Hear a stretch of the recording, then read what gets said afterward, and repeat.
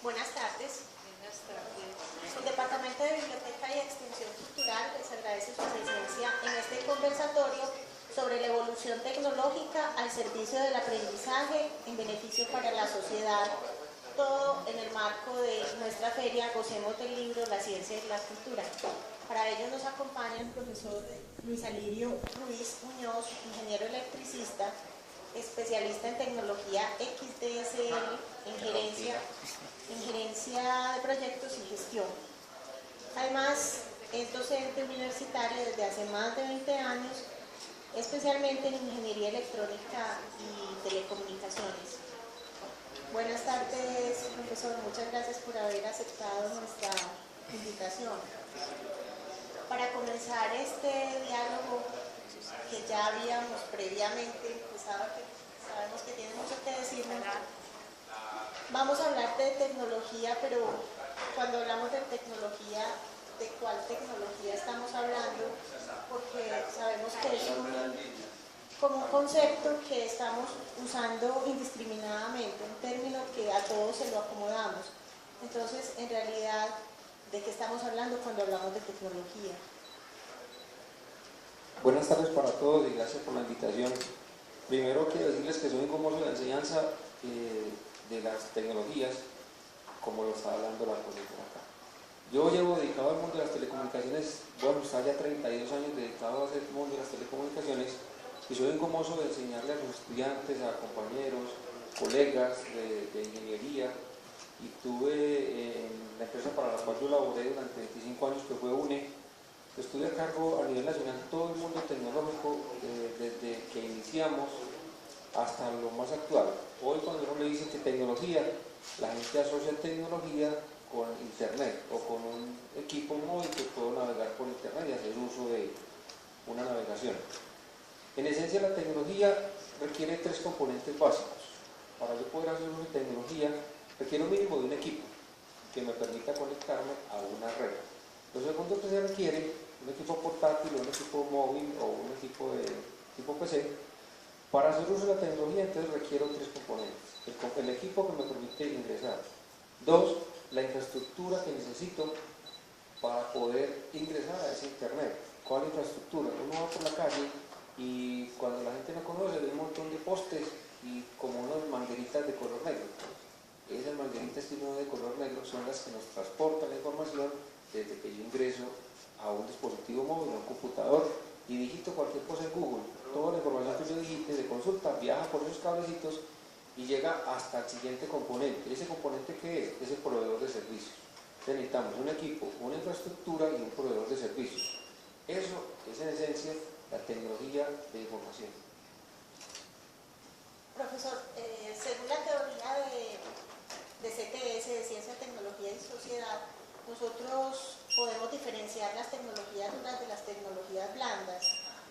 Tecnologías duras entendemos todo eso que usted nos estaba contando, y las tecnologías blandas, aquellos mecanismos que mueven las sociedades.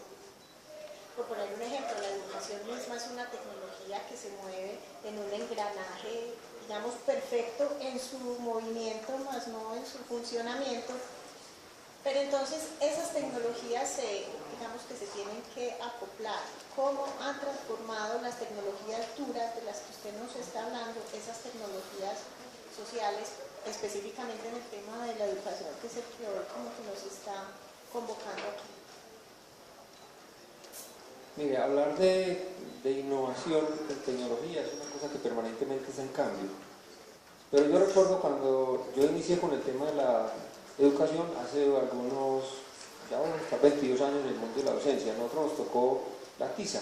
Ya, para los estudiantes nuevos, hablarles de tiza blanca, eso ya es casi que de archivo. Pero nos tocaba la tiza, después pasamos al pizarrón y hoy ya tenemos todos los elementos que por aquí me están grabando con un dispositivo electrónico. Todos esos avances que se han logrado han permitido el desarrollo de una buena formación para los estudiantes nuevos. Hace muchos años, hace 25 años, hablar de internet, eso era casi que imposible. Pero hoy las tecnologías nos permiten acceder a las herramientas de formación didácticas y pedagógicas que beneficien al estudiante. Hoy hay herramientas que le permiten no solamente al estudiante sino al profesor colaborar con la formación de los mismos estudiantes. ¿Qué quiere decir eso? Requiere de tiempo para que el docente prepare sus clases y ponga en la nube de las tecnologías, ponga al servicio del estudiante unas herramientas que motiven al estudiante como tal, no en hojitas como permanentemente ve uno a muchos compañeros con hojas y ponerle una hoja de estas a leer al estudiante hoy, eso no es didáctico, porque no motiva. Entonces digamos que una combinación perfecta entre las tecnologías duras y las tecnologías blandas es, parte de lo que están haciendo aquí en el instituto es esto que estamos haciendo precisamente. Yo lo entiendo como la sensibilización para que la comunidad académica ingrese a las bases de datos, ingrese a motores de búsqueda, consulte información, porque entre otras hay muchísima información, pero los estudiantes son pendientes únicamente de lo del Facebook, de Twitter y de otras herramientas sociales que, si bien hoy nos conectan con el mundo, también nos deben servir para formarnos a nivel de tecnología y a nivel de pedagogía y andragogía. En estos días, preparando este conversatorio, me encontré con unas características de las personas digitales muy curiosas. Se las voy a leer. Habla de las características, de diferencias de las características entre los digitales nativos y los digitales inmigrantes.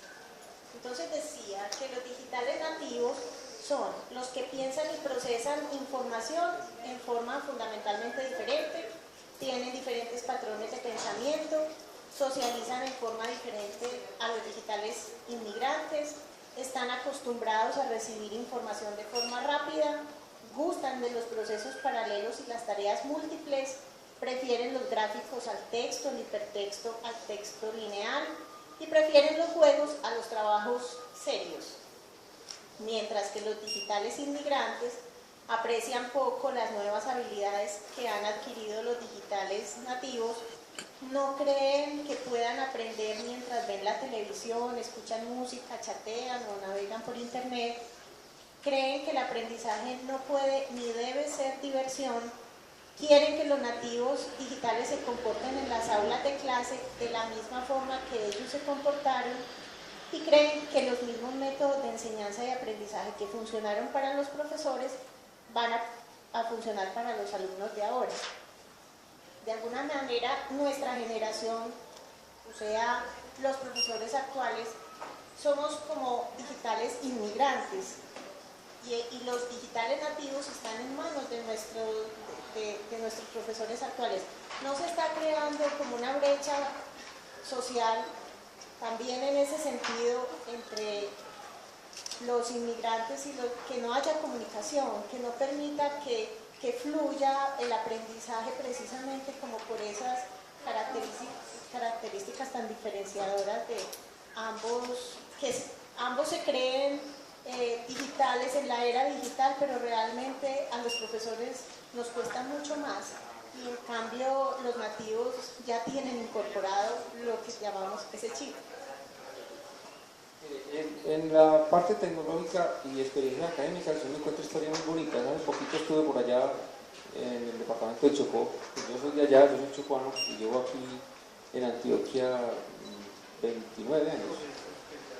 Entonces un profesor de allá me decía, hombre, ¿por qué nos va tan mal en las pruebas PISA? Todos sabemos el resultado que tuvimos en la última medición, nos fue muy mal. Entonces uno de los profesores preocupado por la tecnología y me decía, yo tengo estudiantes que me dicen, profesor, usted siempre nos da lo tradicional, nos muestra una fórmula para entender cómo avanza, cómo se hace una transmisión de internet.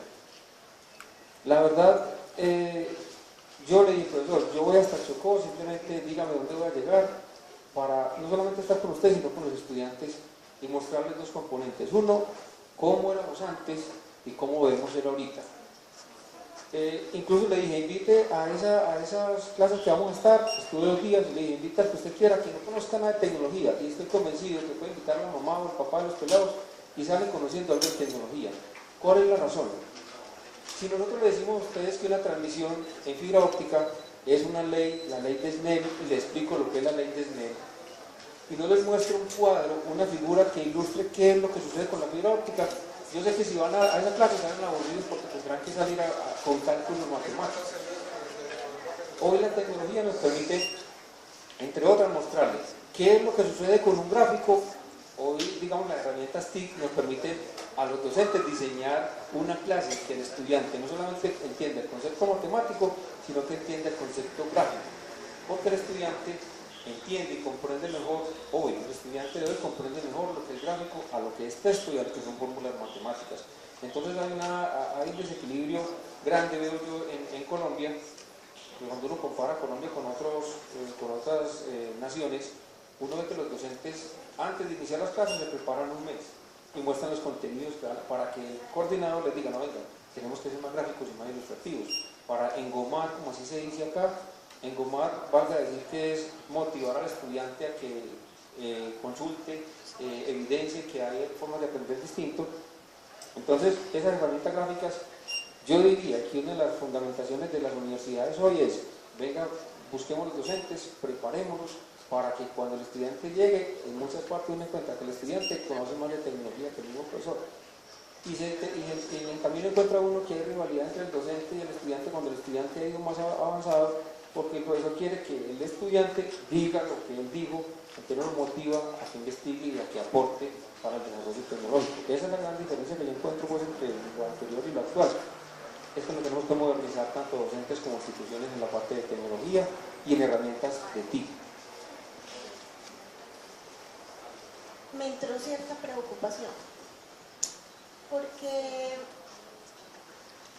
como sabemos, después de lo que se denominó el proyecto Manhattan, que fue el que dio origen a la bomba atómica, es decir, una revolución impresionante sobre toda la ciencia y la tecnología y la implementación, es que empezó a pensarse y a reflexionar que debía tener como una ética la tecnología, que debía tener una ética la ciencia, que debía enseñarse esa tecnología para darle un uso apropiado, a tomar decisiones en ciencia y tecnología, lo que se llama la gobernanza de la ciencia y la tecnología, donde los ciudadanos podemos tomar decisiones o por lo menos aprender a tomar decisiones con esos temas importantes. Pero eso no se hace en las aulas de clase.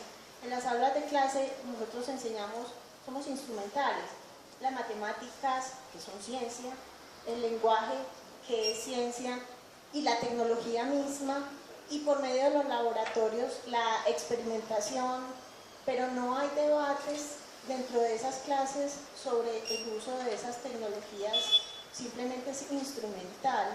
En la mentalidad de los profesores no está acaso debatir dentro de las mismas clases la razón de ser de la ciencia y la tecnología.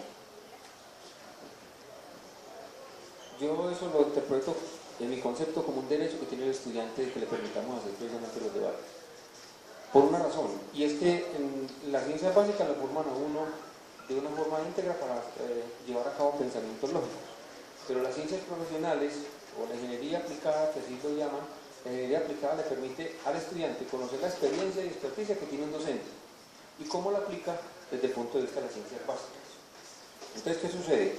Que la formación hoy casi que ha estado, para mí hay una gran preocupación a nivel de formación, es porque siempre le estamos enseñando al estudiante lo mismo, entonces el estudiante se va cansando de eso. Hoy miraba precisamente el nivel de deserción en algunas instituciones universitarias, grandes universidades, el nivel de deserción es altísimo, porque la razón que yo encuentro, y que hablaba con otro docente que también lleva muchos años en la docencia, él me decía, lo que pasa es que estamos obligando a que el estudiante me desarrolle una fórmula, que finalmente desarrolla esa fórmula y no comprende para qué la desarrolló. Eso, entre otras, yo digo que ha castigado el pensamiento libre al estudiante. Y obviamente, como eso no está regulado, lo que me dice es que eso no está regulado ni está vigilado, entonces de alguna forma es de libre albedrío para el profesor llevar a cabo unos contenidos, pero que no tienen un aval. Así lo interpreto yo y lo he evidenciado en muchas instituciones universitarias. Entre otras cosas, pues yo he sido paraacadémico, dado que soy auditor internacional de Buró de Veritas y del ICONTEC, y he tenido oportunidad de ser paraacadémico en distintas universidades en Colombia. Y encuentra uno, hay un gran ámbito que debe ser cubierto, digamos, desde el acompañamiento, desde la vicerrectoría, la rectoría de las instituciones también, para que podamos cubrir esa brecha que hay de formación. Esa brecha es generacional, es esa brecha es institucional, es decir, hay diferencias entre la universidad privada, si es que vamos a hablar a nivel de universidades, entre universidad privada y pública, o entre universidades y institutos tecnológicos como el ITM, o en qué nivel se evidencian esas brechas. Yo diría que es casi igual que instituciones privadas y públicas. Yo he tenido la oportunidad de estar en ambos sectores, pues igual porque trabajé también en el sector público más de 25 años. Y es lo mismo, simplemente es que lo que ocurre es que hay docentes que no quieren cambiar, no se quieren actualizar en las herramientas informáticas que son de uso, de un gran beneficio para el estudiante. Entonces, estamos por el lado de paradigmas que aún se tienen, porque el docente ve que el estudiante es muy habilidoso para crear programas, para desarrollar elementos que le permiten conocer más. Entonces, digamos que hay unos paradigmas que se requieren evacuar. Profesor, en cuanto a las bases científicas, por ejemplo, los grupos de investigación se miden y las evaluaciones de los grupos de investigación son evaluaciones grupales. Se evalúa lo que el grupo fue o no capaz de hacer. En las aulas nosotros evaluamos a los estudiantes individualmente. O sea, les estamos dando unas herramientas científicas y a que aprendan a manejar esas herramientas tecnológicas de las tecnologías duras y blandas, pero cuando los vamos a evaluar sobre esas herramientas, los evaluamos con conceptos meramente individuales, cuando la ciencia se mide precisamente por trabajos en grupos. O sea, ¿será que no los estamos tampoco, digamos que, enseñando a trabajar? Los enseñamos a trabajar en redes, pero luego les desmotivamos los trabajos en grupo, que son finalmente lo que en la vida real se ve, tanto en la implementación de la ciencia y la tecnología, como en todos los campos, pues, en el arte, en fin. Varios estudiantes y docentes de la universidad donde yo he tenido la oportunidad de trabajar hacen unas evaluaciones de los docentes como tal. Y uno de los docentes, compañeros míos, decía: Pizarro, usted regala la materia, usted regala las notas. Entonces yo le dije: tiene razón, porque yo voy a la clase a regalar conocimiento, y lo que espera cuando regala conocimiento, que el estudiante le retribuya con una nota. ¿Qué es lo que sucede de acuerdo a la pregunta que me hace la profe? Yo no soy partidario de que pongamos a trabajar al estudiante de forma individual, porque el pensamiento sería sesgado. Yo pueden evidenciarlo en la universidad donde yo estoy, pongo trabajos de 2 o de 3, porque se presenta dos cosas: una, trabajo colaborativo, que es lo que requiere la innovación; 2, motivo al estudiante a que escriba, porque una de las dificultades que tenemos para las pruebas PISA es que el estudiante no escribe. Si uno ve cuando le escriben un mensaje por internet, entre otras cosas, por Facebook, hace poquito abrí la cuenta de Facebook porque conozco los riesgos que implica tener Facebook. Entonces, entre otras cosas, los estudiantes escriben a uno qué y le ponen una K. Y entonces empiezan a asociar, cuando tienen que escribir un libro, entre otras cosas, perdimos, y digo perdimos porque está en el mundo educativo, perdimos 960.000 millones de pesos de conciencias, ¿sabían? Los perdimos porque no se llevaron a cabo procesos de investigación. Y el ministro de Conciencia es una entidad adscrita al MINTIC. Como yo estoy metido en el mundo de TIC, yo hice la consulta y decía al ministro: ¿por qué nos van a quitar esa plata? Es que no hay quien investigue.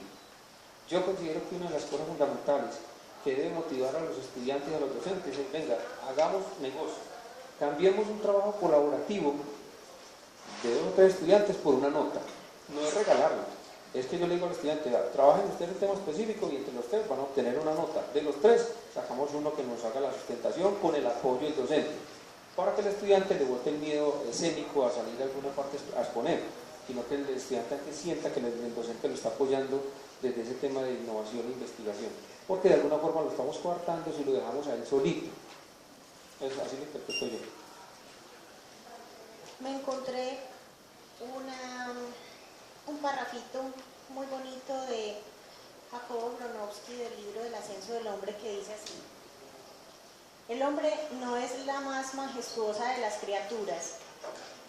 Antes incluso que los mamíferos, los dinosaurios eran decididamente más espléndidos, pero él posee algo que los demás animales no tienen: un caudal de facultades que por sí solo, en más de 3 millones de años de vida, le hizo creativo. Cada animal deja vestigios de lo que fue, solo el hombre deja vestigios de lo que ha creado. Estamos hablando de las tecnologías al beneficio de las sociedades. Esa creatividad del hombre sí nos está llevando a beneficio de la sociedad o a perjuicio de él mismo. Mire, la tecnología de alguna forma ha perjudicado en un cierto porcentaje de la sociedad, porque ha vuelto perezoso el estudiante. Le voy a explicar por qué. Cuando uno revisa, yo he sido asesor de trabajo de grado hace muchos años, y uno de los problemas que tenemos hoy, que ya está reglamentado, es la ley de derechos de autor. Y cuando uno revisa un trabajo, un artículo, ¿qué encuentra que el estudiante? Las dos teclas que le acaban al computador, control C y control V. Entonces, ¿qué hace el estudiante? Va a internet, descarga, y muchas veces lo descarga desgraciadamente del rincón del vago, que por eso se llama así, rincón del vago, porque el escribe es un vago. O sea, tiene tiempo de escribir lo que quiera. Entonces, digamos que en ese aspecto, la tecnología es un motor que facilita el aprendizaje, pero hay que saber dónde lo voy a ubicar y lo voy a buscar para que no me perjudique. Porque en estos días, revisando un proyecto de grado de unos estudiantes de ingeniería electrónica, había que escribir un parrafito de para qué nos sirve un switch de estos que prende y apaga un bombillo. Había que escribir algo que la gente entendiera sobre eso. Y entonces escribió una cosa muy sencilla. Es un elemento que permite abrir y cerrar una puerta. Y estamos hablando de un bombillo. ¿Qué pasó? Cuando me fui al motor de búsqueda, que se llama CoffeeScape, lo consultó de ascensores y motores. Eso no tiene nada que ver. Entonces yo le dije, mira donde usted consultó, se puso rojito, al momentico se puso pálido, después fue cambiando hasta que me comenzó, profe, lo que pasa es que yo sí hice lo que usted tanto nos ha cantaleteado, control C, control V, y no me fijé de dónde. Entonces en ese aspecto la tecnología nos debe servir para facilitarnos el aprendizaje, pero no copiar y pegar, y muchas veces sin saber que estamos copiando. Entonces, digamos que las herramientas informáticas hoy, el índice de penetración de tecnología en Colombia, estamos hablando que tenemos una cobertura de tecnología en un 99%. ¿Qué quiere decir eso? Que estamos llegando a las zonas más apartadas de Colombia a nivel de tecnología. Eso, entre otras, va a permitir que el plan de desarrollo que se tiene a nivel educativo en el 2016, todos los estudiantes de las instituciones universitarias tengan acceso a Internet. Pero hay que motivarlos a que consulten, y será una obligación de nosotros que estamos en el mundo académico, decirle a los estudiantes cuáles son los motores de búsqueda de información que le permiten al estudiante obtener información certificada, veraz y real, para que no monten o no caigan en la desgracia, por así decirlo, de copiar y pegar. Hace poco me hizo acordar de un ejemplo que nos ponía un profesor de unos personajes supremamente académicos, experimentados, casi científicos, pues unas lumbreras que eran expertos en utilizar las tecnologías de la información, las tabletas, tenían los teléfonos más modernos que puedan existir, lo mismo con los computadores, y lo hacían para acceder al horóscopo, para que el horóscopo les dijera qué era lo que iba a pasar con su vida ese día, en los próximos meses. Entonces, es como tener las herramientas, pero utilizarlas en unas cosas que realmente no son científicas, no tienen pruebas, y seguimos apegados mentalmente a predicciones y a cosas que no tienen como ese rigor.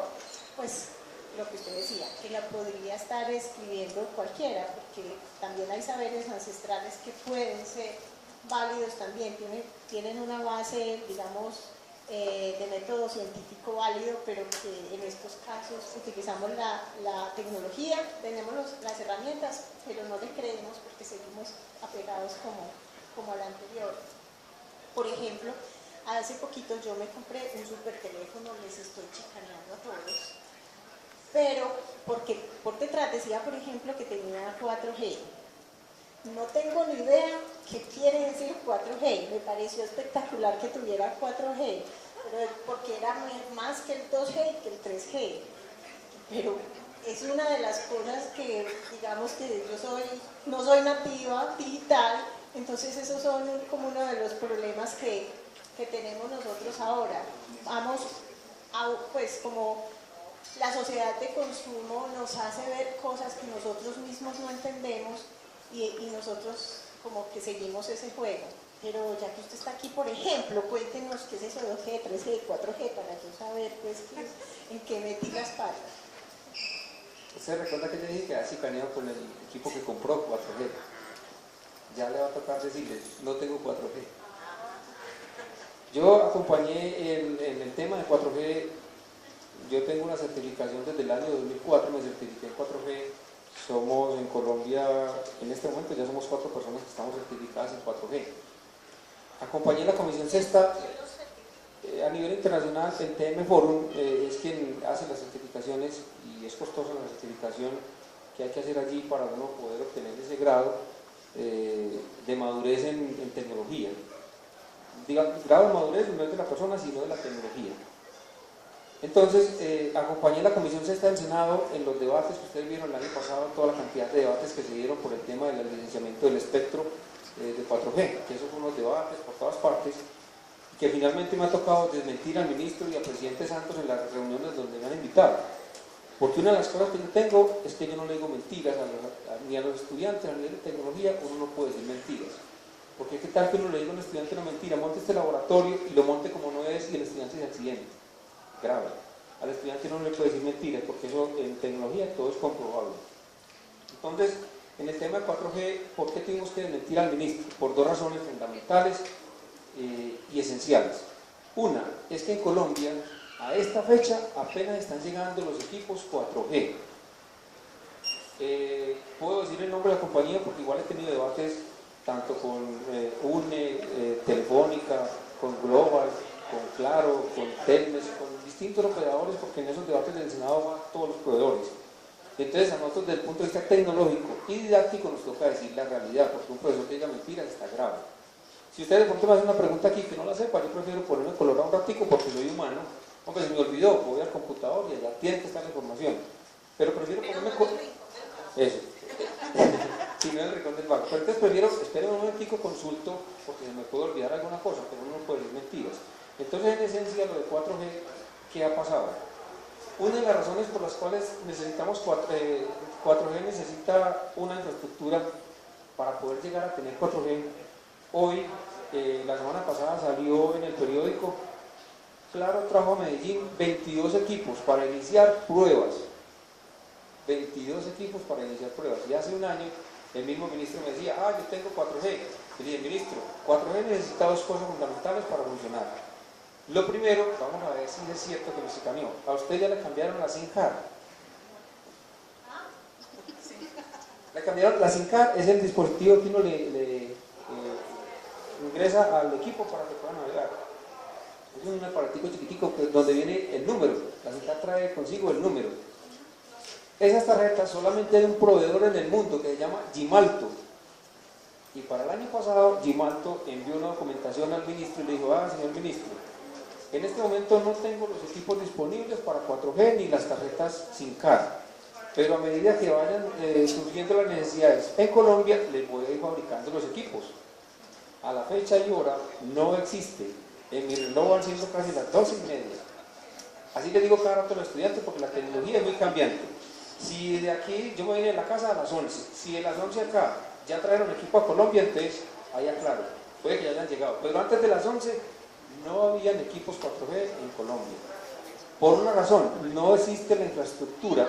Esas antenas que nosotros vemos por aquí en algunos edificios, unas antenas de color naranjado y blanco, a esas antenas hay que hacer un cambio tecnológico, hay que cambiar precisamente las antenas viejitas por unas antenas más modernas, y los operadores del servicio todavía no han empezado a hacer eso, están en pruebas. UNE tiene una infraestructura construida, pero ¿de qué me sirve montar la infraestructura si el equipo mío no está preparado para navegar?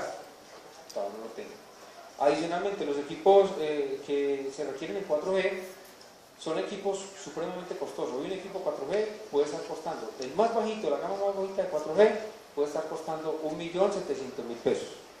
La gama más bajita, es decir, la flecha de 4G vale esa plata. Y el bueno está costando 3,5 millones. ¿De cuál nos compró? Entonces tenemos 4G todavía no. Pero sí, la razón, la tecnología, mire, en Uruguay hay una experiencia muy bonita, y digo bonita porque es una entidad oficial. Yo quiero mucho las entidades oficiales porque soy convencido que las entidades oficiales son buenas, tanto en la parte de servicios como en la parte educativa. Las entidades oficiales son excelentes. Entonces, en Uruguay hay una empresa que se llama Antel, A-N-T-E-L. Antel es la única empresa estatal en América que ha desarrollado 4G, nos lleva ventaja a la que ustedes quieran, ya tienen 4G. Incluso en Uruguay ya están haciendo pruebas de 4.5 y 5G. Y nosotros vamos apenas a implementar 4G. Cuando nosotros dicen que estamos muy adelante en tecnología, yo no me trago tan fácil ese cuento porque le digo al ministro, venga, es que ya Uruguay está en 4.5 y 5 y nosotros apenas vamos a salir con 4G. Si bien 4G va a ser una herramienta fundamental, porque es cierto, de aquí a unos 3 años vamos a tener 4G, pero cuando ya implementemos 4G, ya Uruguay va casi en 6. O sea que el desarrollo ha sido poco. Y yo digo que una de las razones por las cuales el desarrollo de 4G ha sido poco es que hay mucha electrónica, muchos sistemas, mucho hardware, mucho software que requiere desarrollo y requiere investigación, pero no estamos apoyando los grupos de investigación, valga decir de nuevo, que desde las instituciones hay que hacer un llamado al Ministerio, no solamente de Educación, sino al Ministerio de TIC y a Conciencias, que nos den el presupuesto que ya no lo hemos ganado de la investigación, para que precisamente podamos llevar a cabo desarrollos y consultas, programas que motiven precisamente a desarrollar tecnología.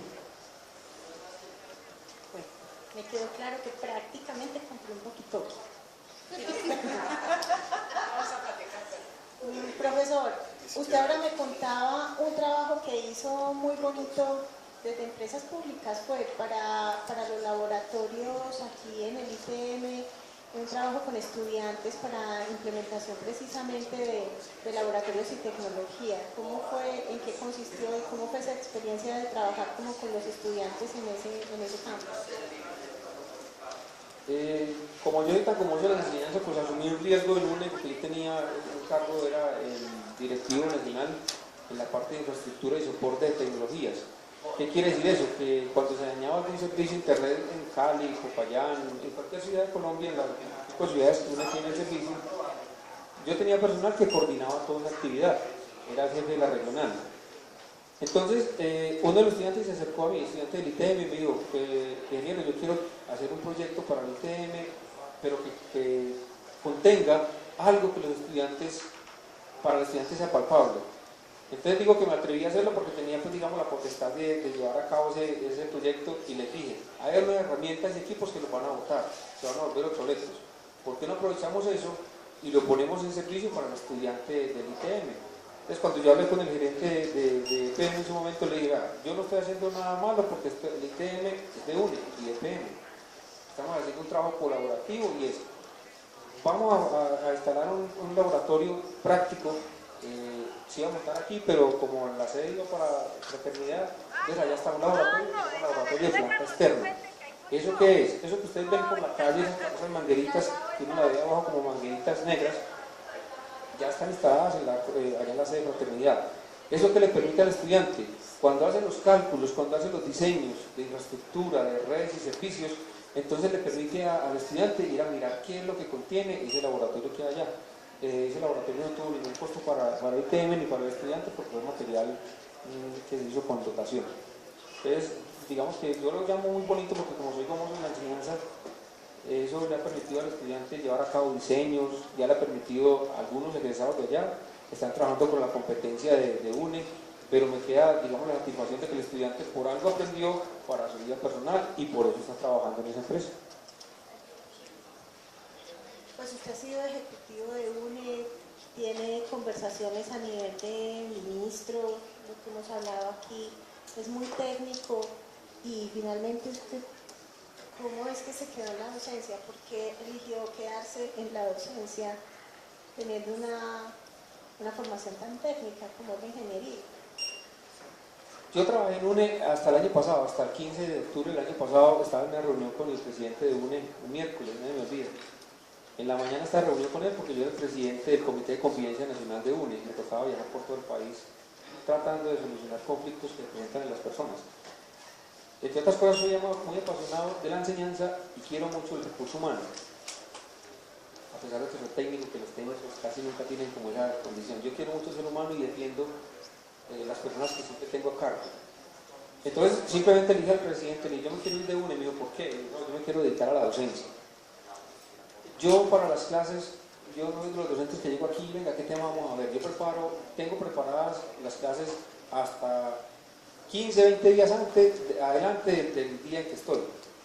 Por una razón, y es que, por ejemplo, me hacen preguntas, y esas preguntas me motivan, voy a preguntar, a traer una imagen, voy a bajar un video, voy a descargar, o yo tengo herramientas TIC que me permiten crear videos. MovieMaker es una herramienta que me permite crear videos. Entonces, ¿qué hago? Le mando ese videito. Para eso fue necesario crear Facebook porque no lo tenía, apenas lo abrí hace poquitico. Entonces, ¿qué hago con los estudiantes? En Facebook o en YouTube está el video tutorial para la próxima clase que vamos a hacer.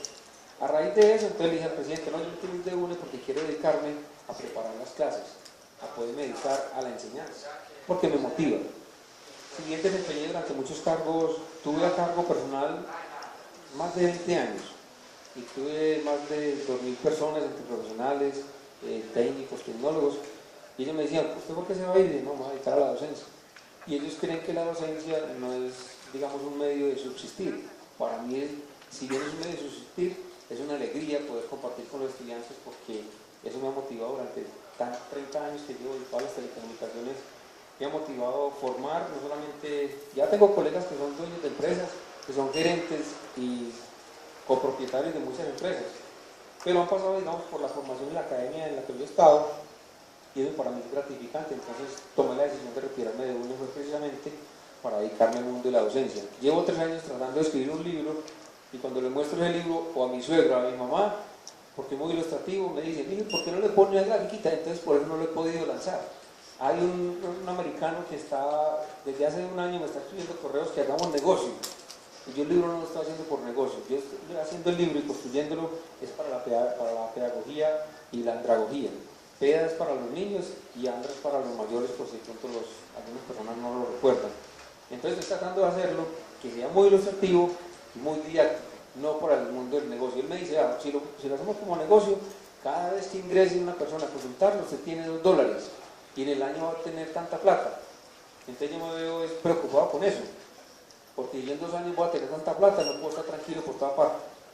Entonces prefiero estar más bien en el anonimato, escribiendo mis libros para los estudiantes y no para el negocio. Cuando termine su libro se lo publicamos en el fondo editorial, todo el gusto, formato electrónico, físico, como usted lo prefiera. Pero ya que habló de sus conocidos y amigos en el nivel empresarial, ¿cómo se vincula? ¿Cómo ha sido esa vinculación de verdad, o sea, efectiva, entre la universidad y la empresa? Hay una preocupación, y es que se critica que de pronto las universidades, especialmente las que tienen énfasis tecnológico, las empresas tienden como a pedir los estudiantes, los practicantes o ya los profesionales, pero para vincularlos en temas muy específicos, muy operativos y no en el nivel de la toma de decisiones. ¿Usted cómo ve ese mercado, pero no dicho peyorativamente, sino ese mercado de nuevos profesionales a nivel empresarial? ¿Siguen ocupando los cargos de decisiones las mismas personas, o sí se les está dando oportunidades de que no solamente sea una formación técnica, sino que además tenga una masa crítica? Yo, durante el tiempo que estuve vinculado a la empresa, tuve muchas personas de aquí en la universidad. Casi todos, pues, tenía un grupo que llamaba el grupo nivel 2, eran tecnólogos y ya habían ingenieros egresados de acá del instituto.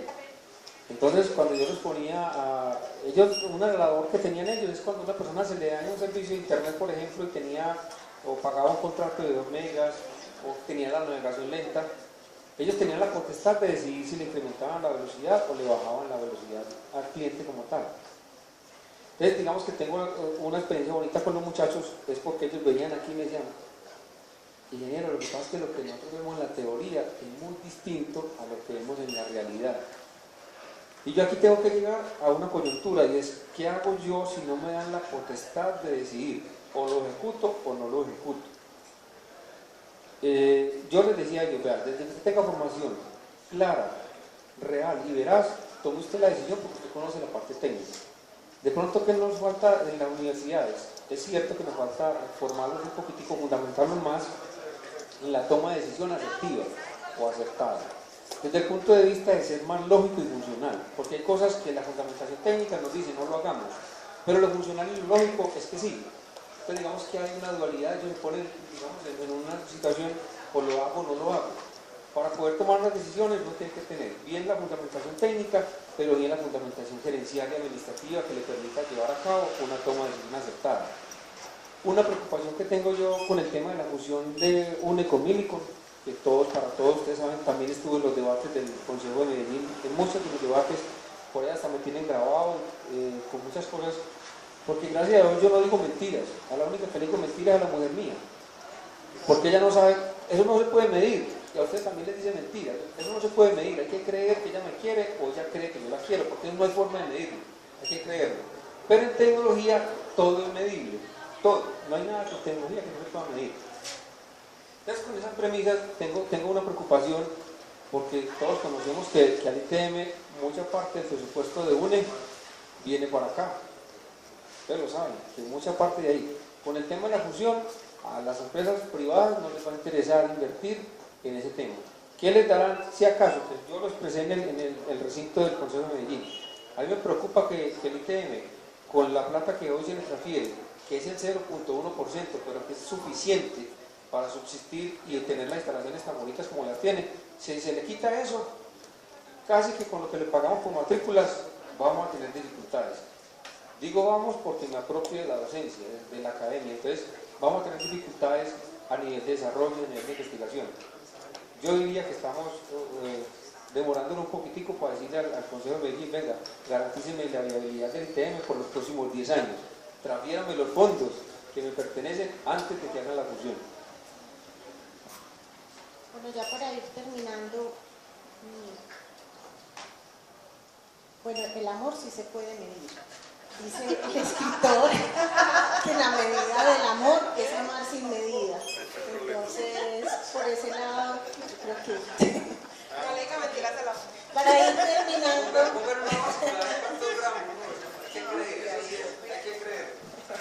En la evolución de las tecnologías nosotros hemos pasado de la era de la información a la era del aprendizaje. Ahora estamos inmersos en lo que se llama las tecnologías o las sociedades inteligentes, que ya incorporan precisamente pues como los grupos. Demasiado rápido y vertiginoso los cambios tecnológicos, como usted decía ahora, demasiado rápido los cambios tecnológicos, pero no tanto los de la sociedad. ¿Para dónde va la tecnología en relación con la sociedad? ¿Qué se vislumbra, qué transformaciones se vislumbran digamos que en los próximos pocos años, 5 años, que ya sería pues como muy difícil pues predecir el resto, pero ¿para dónde va la tecnología y para dónde van las sociedades con el uso de estas tecnologías? Las tecnologías o los desarrollos tecnológicos tienen, primero se proyectaba hace 20 años, mejor dicho, en el 85, ustedes creo que no habían nacido todavía, pero cuando a mí me tocó en el año 85 hacer los diseños de fibra óptica a nivel nacional, la gente nos decía, hermano, ustedes están locos, me tocó hacer unos diseños con unos japoneses. Hicimos todo el anillo de fibra óptica en ese año para Colombia. Entonces, en ese año, en el año 85, la gente decía, ¿para qué vamos a montar internet si la gente no sabe ni navegar? Eso nos creen todavía que somos, no consultamos la información, o nos creían tal vez ignorantes. Ignorante se llama la persona que no le han explicado. Uno es ignorante hasta cuando le explican, ya después que le explican ya dejan de ser ignorantes. Entonces las tecnologías hoy tienen una vida útil de 3 años máximo. Es decir, que si yo en 3 años, hoy estamos muy atrasados, como les decía, a nivel de 4G, por el ejemplo que les puse con Antel de Uruguay. Si yo no me meto hoy en 4G, cuando ya estemos implementando 4G, ya está en esencia 4.5G o 5G. Ya es decir que ya vamos atrasados. ¿A qué se visiona en los próximos 5 años a nivel de tecnología? A nivel de tecnología vamos a tener muchos estudiantes de forma virtual. Pero para prepararlos del mundo virtual, un desarrollo tecnológico virtual, mucha gente dice, hombre, ¿por qué el ITM? ¿Por qué Pascual Bravo? ¿Por qué una de las universidades que ha invertido bastante plata es la de AFIT, que me han invitado a que los acompañe por allá algunas cosas? Pero no es lo mismo el presupuesto que tiene AFIT al presupuesto que tiene el ITM. Porque una plataforma para montar un curso, o digamos un taller, un seminario, una capacitación virtual, la plataforma necesaria mínimo requiere 200 millones de pesos. Entonces no puede decir uno, profe, montemos un curso virtual, tiene 200 millones de pesos ahí, no los tenemos. Pero la tendencia es que vamos a tener herramientas informáticas que nos permiten hacer un curso virtual. Eso sí, tendremos que ingresar a la formación en lo que es hosting o formación en la nube. ¿Qué quiere decir eso? Que tendremos que tener alianzas entre la institución, el ITM, y un proveedor de servicios que tenga alojado en la nube, porque tiene la capacidad, alojen esta información allá en la nube y simplemente yo lo voy a pagar por el alojamiento del curso en internet. Que no lo tenga que poner el ITM, sino que hace un convenio con una entidad encargada de poner todo su desarrollo en la nube y los estudiantes puedan ingresar allá, para que la institución no incurra en gastos que a corto plazo van a ser ya no efectivos. Profesor Luis Alirio Ruiz, muchas gracias por acompañarnos. Esperamos que vuelva a estar con nosotros muy pronto, y a ustedes mil gracias por su presencia. Hasta luego.